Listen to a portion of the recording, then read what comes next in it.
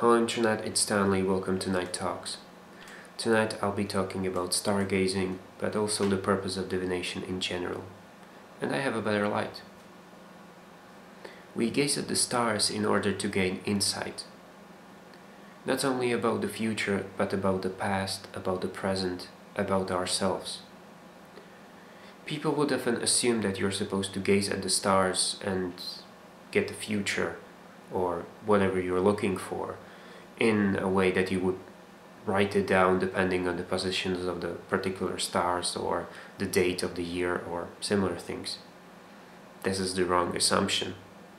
The stars change perpetually. They are in a little bit different spot every day. Sure, there are some cycles, but in general they move around. And the moving of the stars and the greatness of cosmos is not supposed to give us some accurate, exact prediction of the future. That's completely wrong. It is supposed to give us insight about ourselves.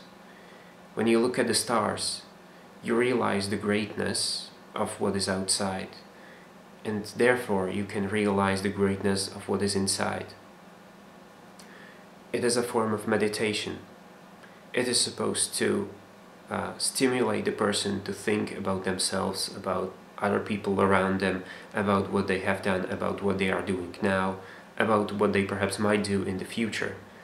And this is the way it provides insight about the future. You can't really predict the future. It is impossible. The only thing you can do is guess possible futures. But of course they change constantly. With every new reality state, the possible future changes, and therefore is unpredictable.